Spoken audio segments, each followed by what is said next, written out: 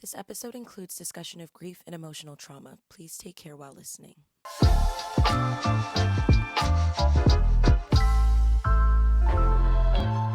Hey guys, welcome back to I'm With Her. Hey, how we are were you just doing? chit-chatting as we were getting into this. Did you want to say that first, or do you want me to go first? No, you can go ahead. Okay, so let's start off the way we usually do, mental health check. Of course. Doing good, doing great. I'm trying to think if there's any standouts of how I've been feeling recently, but I think overall good. We haven't done the scale this season. Oh, Like, yeah. I feel like last season Okay, you we did can do a 1 to 10. scale. Look, I'm upward of 7 right now. Period. I know, Okay. I know. I'm better than everyone. The sun is shining on your side. Yeah, no, it's that's feeling great good right for now. you. Yeah. I love that. No, it's not bad. Where do you land on scale? Honestly, I'm doing really good too. I'm gonna say soft. Maybe also like 7, 7.5, 8. Okay. Yeah, like on the higher end for sure. Okay, so the main reason we also wanted to dip into that a little bit more is we're going to explore more about mental health and mental Yes. illness. And Let's talk about it. I thought it would be a fun time to tell you the story about when I was diagnosed with PTSD. The people want to know. I went to war. No, so I'm going to try to sum this up. Okay, so picture this. The year is 2012. Oh, wow. 2011, 2012. Okay, No, it was way back. 2011. Anyways, I'm in high school. One day, I get like really sick. Doctor says it's sinus infection. I'm supposed to take these medicines, whatever. Anyways, go to bed that night. I wake up in the middle of the night and I can't, my body is like shaking in the way that I imagine. I don't even know how to explain, like vibrating. Like seizure? Right, but Yeah. I was completely like aware, and I had to like muster up the like steadiness, whatever, to grab my cell phone to call my mom from the other room because I was Yeah. obviously living at home. I was in high school, Yeah. and I remember getting her on the phone, and I was like, "So you need to come here right now." Her and my dad like ran over to my room. I think took my temperature. I was still laying in the bed at this point. My mom was like, "Take you off your sweating? layers." No, Okay. I don't think so. I'm also like going in and out. Okay. My mom took my temperature and it was like 101 or something crazy. Still going over it, like, should we take her to the ER, something. And this was several, like, not even several minutes later, she took my temperature again and I was nearly at 104. Ooh. So Rising rapidly. she was like, we're going right now. And I remember like my sister was asleep, my friend had slept over and she was in the guest room, and this is like around 3 a.m. So my mom throws me in the car and we're driving. There's no cars on the road. So I imagine that was one of those, do I run the red light moments my mom is Yeah. probably thinking. And Yeah. at a certain point, she Are you still probably conscious was. at this point? Okay, so at this point, I am conscious, but I keep throwing up. Ooh. I keep throwing up, That's and like the every worst. few intersections, I need to open the door to throw up. Yeah. We get to the emergency room, and this is when I knew it was really bad because I lost control of my bladder and my body. I remember like taking off my sweatpants, and I think I was able to find another pair, something. We get inside, or we're going towards, I do remember sitting in a wheelchair at one point. But when we got in, there was a baby being triaged, so nobody could get to me. And So are you in the waiting room in a wheelchair? Yeah. Okay. and the only other people in there are with the baby who's being triaged. Yeah. I'm feeling inside, like I'm feeling my body shut down. I don't even know how else to explain it. Like I could barely keep my head up, and I just kept trying to. I really thought, okay, I'm dying. I'm dying. I remember looking specifically at the clock on the wall, and it was like 3, almost 4 in the morning, and I was like, my friend is gonna wake up for school tomorrow, and I'm gonna be dead. my gosh. I'm dying. I don't want my mom to go through this. Like I Yeah. can't, because so then I'm obviously, my brain is being cooked. And I do remember this part. I just started shouting my information, shouting my name, because I just knew it was that serious. Yeah. Like the guys taking care of the baby, they're like, we'll get to you in a minute. So I just knew, like every second that passed, I knew it was getting worse. I just Yeah. knew it. Rapid Hindsight, I decline. should have like jumped in a pool, other things, but I didn't know. Also, too, that's when I learned I get a pretty high fever pretty quickly, and like bundling up is really the worst thing you can do. Yeah. You're like cooking yourself. Anyways, Yeah. so I don't know. I just remember being at this point now. I'm starting to like feel like I'm gonna faint, Like you're going away. and yeah, no, I'm going away Yeah. forever. And so they finally get me in there, and I think he took my temperature for 1 second, and then immediately I felt like a little bit relief, but then it was immediately that went away because I knew like, okay, but this is for real. Yeah. At that point, I remember blacking out because they were obviously like, it was so Grey's Anatomy, like brought me immediately. Oh my People are God. surrounding me. Yeah. They don't let my mom come back. It's one of those. That's when I knew it was bad. You're just getting strapped into the. And I remember a my nurse God. saying, like, can you move to the thing? And I just remember my body going limp because I was like, no, you move me. Does it look like I can? So my fever, was like at 104, if not climbing. And my heart rate was almost like 200. So they're like, oh. She ain't good. So I remember that. And the next thing I remember, they started 2 IVs on both of my wrists. And they are like taking off my clothes. There is like industrial sized fans coming in the room. There's just bags of ice being thrown all over me. They're just trying to cool you down. Yeah. So I remember like, I feel like it happened quickly though, that when it's whatever they started, the fluids and stuff, I started to feel a little bit of life. And I still couldn't see anything, but I remember being like, tell my mom I'm okay. Just tell my mom I'm okay. Yeah. Meanwhile, come to find out my mom is on her knees in a bathroom, like praying. Oh my gosh. That I'm gonna live because it was like that dramatic. She calls my dad. And then, so they get it under control, I think, like quickly, I guess, from what I remember. I remember my mom coming in, I'm sure they were upset. I just can't really remember. Yeah. I mean, I'm packed. It's just, and then they had to start, I don't remember the name of it, something else. They had to then move an IV to the top of my hand and then do this other thing, whatever. It was crazy. Yeah. So there's fans going, and obviously, like, oh, they don't check your temperature with a little thermometer in your mouth at that point. What are they doing? They're going right in the behind. Oh. That's where you get a true temperature. Wow. So that was so fun and I learn interesting. something new In the every moment, day. though, obviously, I'm quite literally like fighting for my life. Like I don't know. I just like, that was scary. Because I knew too, like, this was really bad. This is really bad. Like, and it's going really bad really quickly. Yeah. So whatever, they're pumping the stuff, and I get a little life back in me. Eventually, my parents show up. Okay, we keep going. They're getting it down. Okay, keep in mind, there's doctors around everywhere. The EMT, the guy who I was screaming at in the waiting room, he's there, like, holding my hand the whole time. An absolute Shout out angel. him, yeah. And so whatever. Then they kind of get me stable, and I'm conscious. Yeah. My parents are there. You're back. And I remember, like, okay, my temperature's going down. Things are getting handled. We're on the up and up. I still was not good. I was hooked up and everything. Nobody left my side with like ice and fans. Were you diagnosed at this point? No, girl, no. Okay. So I just remember that was the time I took a breath and I like let it like released my emotions to my parents, and I was just like sobbing. Like I really thought I was dying. Like I really thought I was dying. That's so I really scary. thought I was gonna Yeah. die. Like, oh my God, like that was wow. Okay, so then they couldn't figure out what it was. So they did a spinal tap, which is crazy. They test you for meningitis. And What is that like? They put this huge syringe in between, I'm pretty sure, your vertebrae into the like spinal fluid. And that's how they test to see that. But it's obviously really dangerous. It's your spine. Yeah.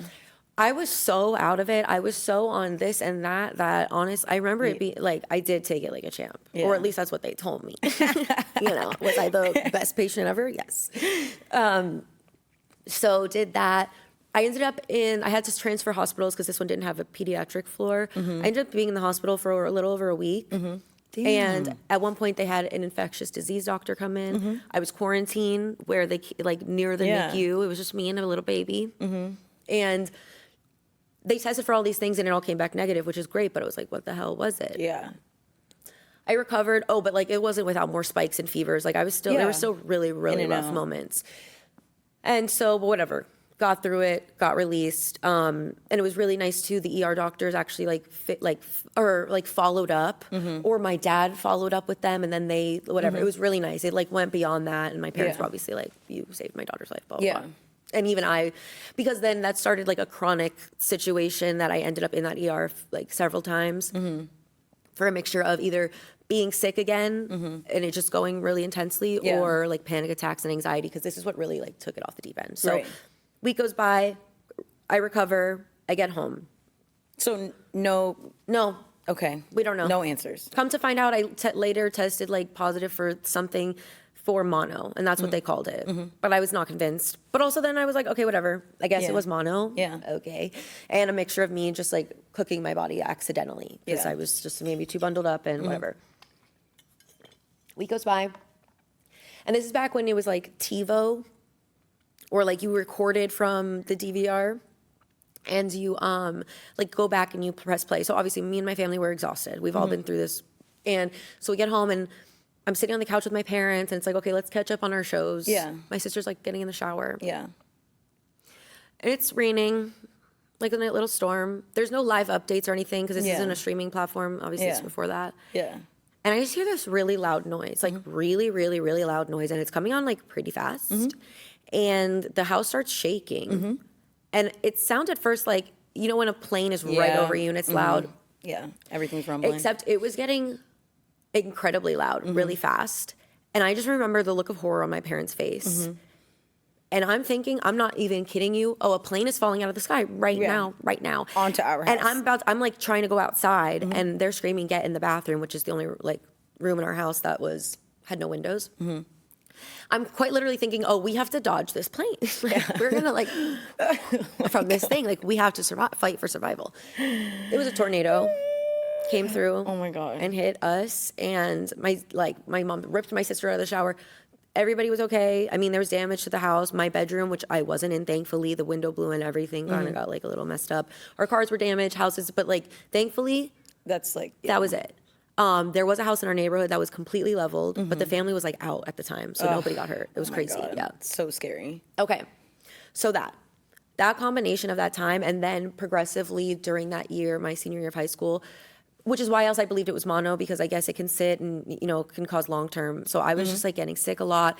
And then the panic attacks and calling the emergency or 911 so many times. Yeah. And then I was in therapy, later found out that whenever I'm like sitting in the car, especially like in high school, waiting for my friends to come outside and I hear somebody rolling their trash bin up the driveway, that's so triggering because there was other sounds. It was definitely sound related though. Yeah. With airplanes especially, normal, but like as soon as it gets to that like height, the highest volume, oh my God, I can like feel it. Like your heart just gets heavier. So then there were times I was driving around and if I just started to like not feel good, or if I'm feeling anxious, which then brings on like a physical response, I'm like, oh my God, I'm going downhill right now. Like I always felt like too scared to be away from home because I'd be too far from like a hospital or like immediate help in case like I started dying again. Yeah. And that mixed with like the sound thing, there were times, like maybe 2 times, not to be dramatic, but still too many times.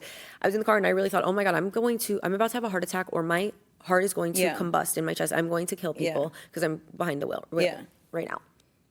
So that later led to a point when I think I've told the college story before. I had to like medically withdraw and I was in a lot of therapy. So this was a result from that time that let that off. And that's when I was diagnosed with PTSD, which I also only pictured as the cliches pictured or to be in movies and stuff. Yeah. So the sound thing is still something I'm sensitive to. I've done a lot of work on it, but has it ever really gone away? No. Yeah. I do find tornadoes fascinating. Yeah. But I'll just never forget the way that sounded. Like the sound of a jet engine. Yeah. You're like, I'm good. So that'll still, the sound, like there's little things that'll trigger, but especially somebody rolling their trash bin up the driveway is one that'll get me every time. Yeah. Wow. Yeah, we were talking about it briefly before we started recording this episode, that to me, like, PTSD has always been like the stereotypical, like what you see in the movies, like somebody goes to war, they've experienced bombs, and then like something similar will trigger them to have like a reaction, which, I mean, it makes sense, especially even to what you're talking about. If it's a lot of it is sound related or things like that makes sense. So I see how that correlates, but that's just crazy. Crazy. No, it is weird, especially when at the time, first of all, I think then too, mental health wasn't discussed as much, or like my first panic attack, I didn't know that's what that was, and just not even understanding what's happening, and then never getting like a true diagnosis of like what happened and what went wrong that time. Later on, when my mom and I were like doing our own research over the years, we like came across something that kind of fit it better, which is something called like a thyroid storm, which I mean, for me with my history, I had a partial thyroidectomy, so you know, like maybe the hormones, I don't know. Yeah. It was bizarre. It was so insane and so insane to go through, obviously, when I'm only like 17 years old. And that's when really like I mean, I was already anxious. I already had those things and anxiety, whatever, but that really led to a lot more. Yeah. With like dealing with PTSD, is there anything like outside of the cliche that you feel like you experience that people probably don't know about with dealing with that? Or do you think I think it kind so of in relates a general, lot? obviously like that one, like certain sounds are triggering, but overall I'm just really sensitive to sound. But we work in an arena and obviously it's loud in there, but it's like specific like vibrations that hit my eardrum or specific like the piercing. Oh my God, because it's not just like the fear and the anxiousness and the fight or flight, but I also feel an immediate and overwhelmingness of anger. Yeah. Like I'm so angry in that moment. You know what? A moment when that happens to me, that same pothole we keep driving over. Yes. I'm not kidding. Yeah. And it's one of those things, and it goes away after a few seconds, but it's just like, what? Like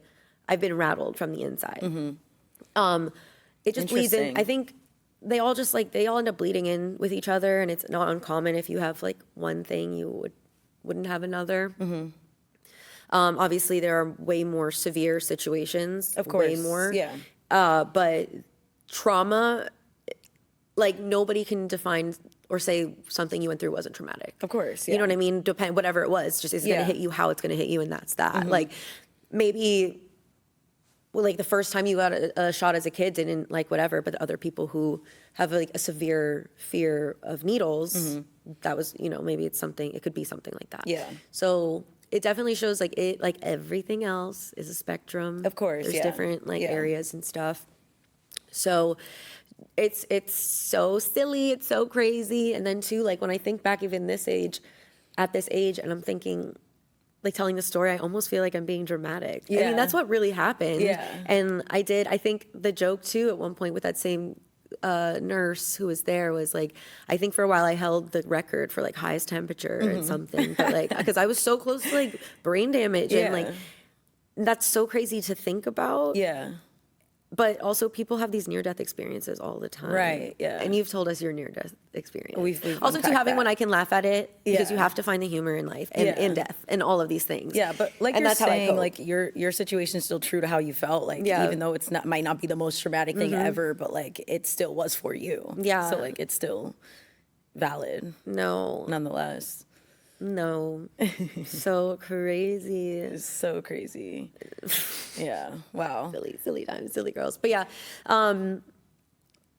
I know I've said this before, but lean on your support systems, talk about it. You are not alone how you feel. And my experience, I know, isn't unique. Other Yeah. people go through things. Yeah. And I mean, similarly speaking on the PTSD thing, and maybe like this wouldn't fully be that, but like growing up in high school, we had something very traumatic happen in our area. And Oh, yeah, for this a is a long great- time, I was having like really bad nightmares about it, like to where I'd like wake up in my sleep like, oh my God. And they just felt so real. would you be willing to say? Yeah, so back in 2018, I believe, there was a massive school shooting that happened. Everyone in our area knows about it. And it impacted a lot of my friends. It impacted the entire community. Because you didn't go to Stoneman Douglas. I did not But go you there. went to the I did not sister go there. school. Sister if you school, would. like a school Yeah. that had a lot of people who Yeah. knew kids who went there. I literally, while that was happening live, Yeah. I was having friends Snapchat me that, oh my God, I think there's a shooter here. So Yeah. like, I was able to, that day we had to get out of school, go home pretty much immediately and kind of just like wait to hear about what was happening. And my close friends lost a close friend to them at the time. So it kind of just impacted all of us at a young age. And for a long time, it completely rewired the way I moved in public, the way you spend each day going to school. And just like, it's something you never thought you really had to think about until it happens. And obviously now it's happening more and more that I'm just like, is this just like the norm here now? But it really does impact how you move day to day, even in little ways that you don't even realize. Like when you walk into a room, knowing your nearest exit, how you decide to, you know, I don't know, your awareness is just completely shifts after that. And so, yeah, I think after that tragedy, like my dreams and like the way my body reacted to certain things or loud noises or anything was just so like, you're just on fight or flight. And that's coming from somebody who wasn't even there or in the situation of what happened. Like I have friends that were telling me stories about how they were running and tripping up the stairs trying to save themselves. I can't even imagine that. I can't even fathom what that feels like. And I still feel like I dealt with like Yeah. a lot Well, after that situation. I know some of our other friends who were there and a part of that have kind of told their perspective of the day. course, And yeah. it's insane. Is there, kind of like I was saying before, how I just vividly remember the clock in the hospital? Is there like a detail that sticks out to you from that day that maybe doesn't seem connected or like isn't a big deal, but like? I mean, I feel like I remember that entire day. Yeah. Like we were in class for drama. I usually stayed after school for drama class, and everyone got sent home. Everyone that was staying after for things got sent home. That day was also Valentine's Day, and that's right, why duh. for a lot of my friends that day is just kind of a little Yeah. altered now, and it's just not as it's a harder day for a lot And you were of them. friends with somebody who was there, yeah? Yeah, that's what I'm talking about. Like, but my friends were closer. So Do you like, want to say, if you're comfortable saying who, or honor their memory in any way? now? Joaquin, yeah. I was an extension. Like I would see them Yeah. sometimes, but again, it's friend of. Yeah. So basically, that day we went to one of my friends' houses to go try to, see what was going on. We just put the news on and we were trying to just like go about our day and just listen for updates. The text threads, I mean, the group chats that day are just going absolutely insane. Yeah. I hadn't heard from some of my friends that went to that school. So obviously I'm just sitting on my phone all day, just waiting to hear back from anybody at that time. And it was just chaotic and scary and nobody really knew how to handle it.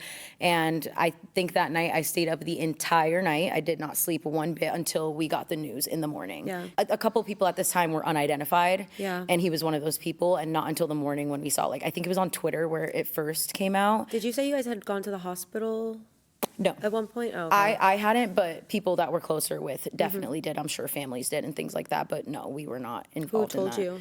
We saw on Twitter. Twitter was how we found out.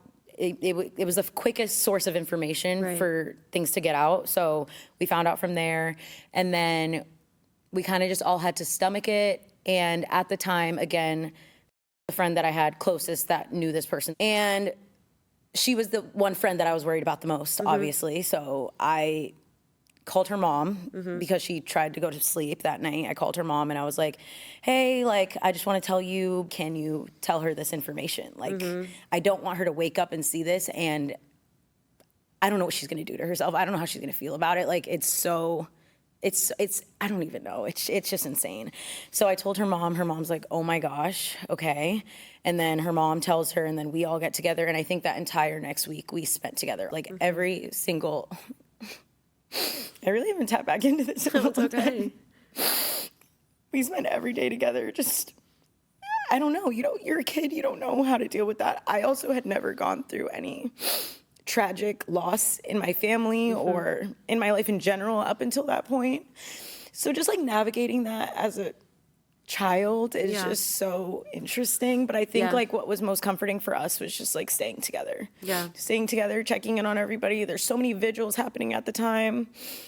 And trying to keep touch with friends that were in it and like what they were experiencing, and just trying to be there for, I think my role at that time was just trying to be there. Like I'm processing as well, but again, like I was further from the direct situation. So I'm trying to be the comforting friend for but it still everybody else. impacted you. Of Like, course it did. yeah. But like my role at the time felt like I needed to be the comfort for everybody so else fair. who was dealing with so much more.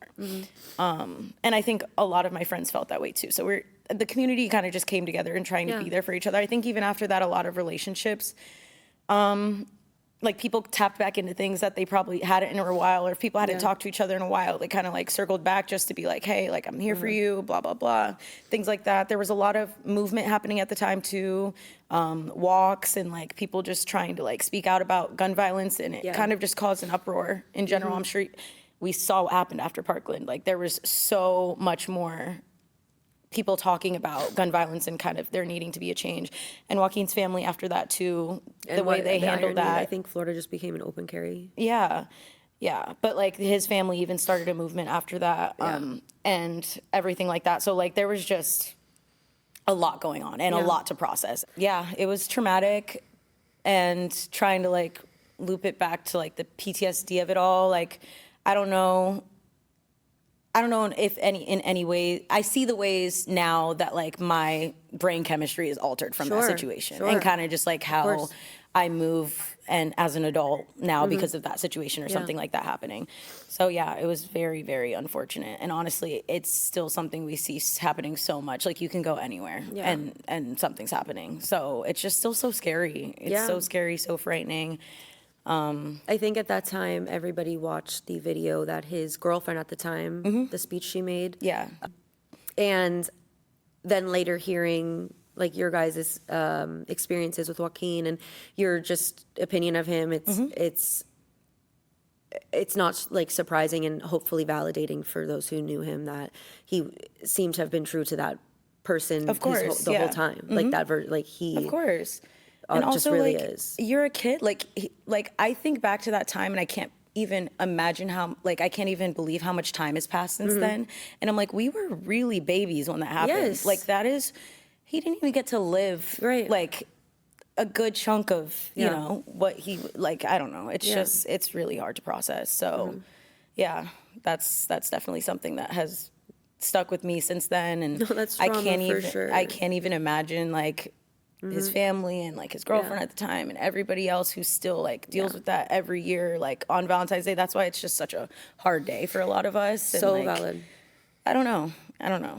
But if anyone who knew him knows, like, he had an uplifting spirit and like would want everybody to celebrate in his honor. So like, I think that helped us a lot with processing and kind of like grieving that situation.